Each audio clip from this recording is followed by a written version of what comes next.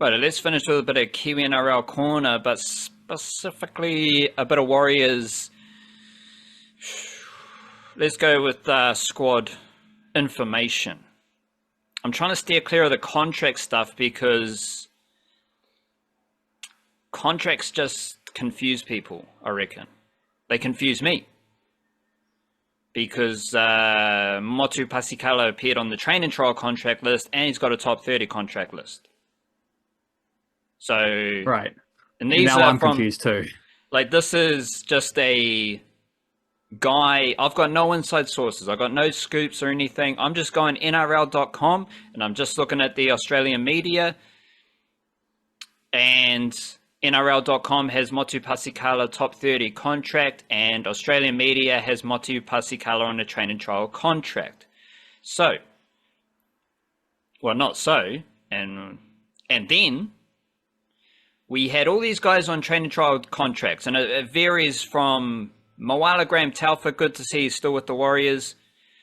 He's pushing for NRL game time, and then you've got someone, let's go with Jason Salalilo from Christchurch, Papanui Jr., who was probably trying to get into the Jersey Fleet under-21s team. So we got a dude who I expect to play 5 NRL games at least this season in Moala Graham Talfa on a training trial contract. And then we got someone trying to crack the under-21s team on a training trial contract. So there's it's just, you got to not, what am I trying to say here? This isn't like a measurement of the best youngsters in the Warriors system. It's just telling us about any players who have moved to the Warriors and making sure players are still around. But we don't necessarily get clarity on that because we've still got Luke Hansen doesn't have any type of official contract. Co Kelly isn't on any of these lists.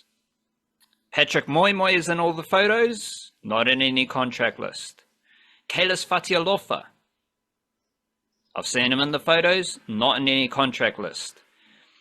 So as a observer of the Warriors system, there are players who I know are in the Warriors. I know they're pushing for consistent New South Wales Cup, let alone trying to crack into the wider NRL team, who don't have any sort of contract listed through the official channels. So we've got to keep that in mind. If you don't see a player on these lists, don't worry. Just make sure.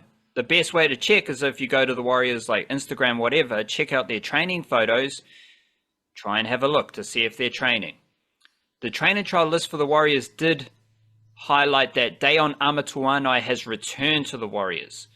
So I believe he was in the 2020 SG Ball team, and then he went to Redcliffe as part of the Redcliffe Warriors era, which was a crazy period of Warriors Rugby League to reflect upon. From there, him and Preston Ricky went to the Panthers. Preston Ricky, he's probably trying to take the opportunity left by his Hokianga brethren, James Fisher-Harris. And Dayon Amatuanai has returned to New Zealand. He's a winger who played, I think he was still under 21s for Panthers last year, but he did play a fair bit of New South Wales Cup with the Panthers, and he is probably going to be straight in New South Wales Cup for the Warriors. He's got NRL potential for sure. And then you've got Kahu Kappa, who we knew was returning to the Warriors, coming back from the Roosters. Jet Cleary is the only Aussie in the train and trial contract list. We knew he was coming to the Warriors though. But just because you've seen Jet Cleary in all the contract lists, you've seen a big announcement about Jet Cleary, I don't think we can assume that he is ahead of Luke Hansen, who we don't have any contract information about. Because Luke Hansen was actually playing New South Wales Cup last year, and Jet Cleary was playing under 21's Jersey Fleet. Aside from Jet Cleary, all the other training trial contract players are from New Zealand. Amatuanai is returning from Panthers. Kahu Kappa is returning from the Roosters system. So what does that tell us about the Warriors? It tells us that they're investing heavily in local talent, which we already knew.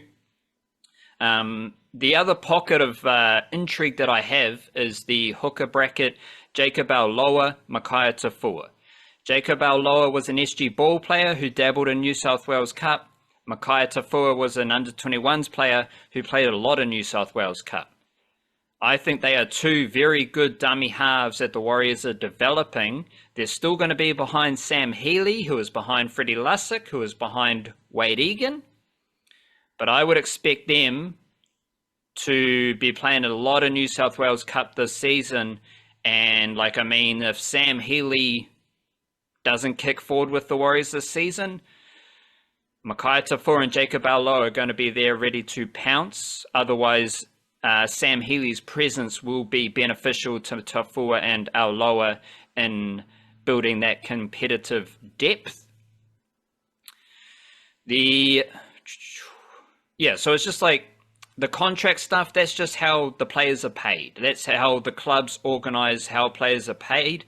And it's important to note there are good Warriors players who we know are training with the Warriors right now, who don't appear in the development list, they don't appear in the top 30, and they don't appear in the train and trial contract list. Many of whom are from Christchurch, many of whom play for St. Thomas of Canterbury.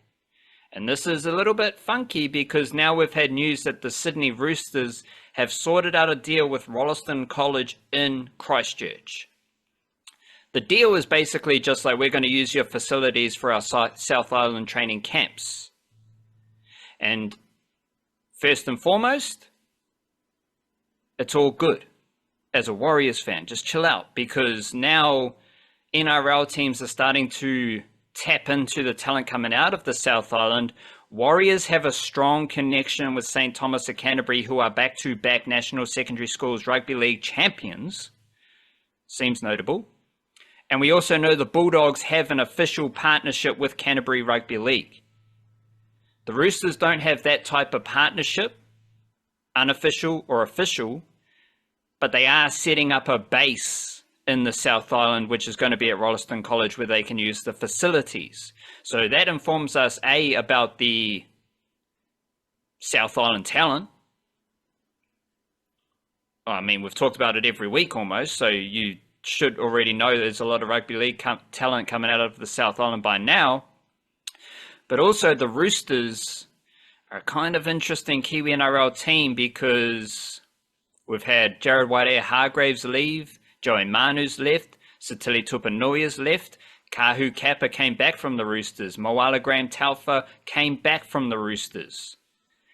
The Roosters have always been a very good Kiwi NRL recruiter from New Zealand. They haven't had a great conversion rate on those players playing NRL for the Roosters. And in fact, they kind of end up playing NRL elsewhere. Now we're hearing all this news about like Brandon Smith. He's on the outer. He's not a Roosters type of player. Some of the notable Roosters like Asu Kepaoa, now with the Panthers, Christian Tuipulotu, now with your Dragons, they were high-profile recruits from New Zealand for the Roosters. That deepens the theme there. Cassius Tia was recruited by the Roosters to Australia. Now he's with the Bulldogs. Javan Stevenson-Halla was recruited by the Roosters to go to from Palmerston North. Now he's with the Eels. But the Roosters have always had strong Kiwi NRL links. But right now, it's only really Nofahu White and Siwa Wong, who they recruited from New Zealand, who are in their NRL squad. And off the top of my head, they don't have any South Island players. And they've also, you go Joseph Suali'i, any other players who have left, I can't think of them off the top of my head at the end of the podcast, but they've also lost but Australian players. They've lost a few Australian players from the Roosters as well.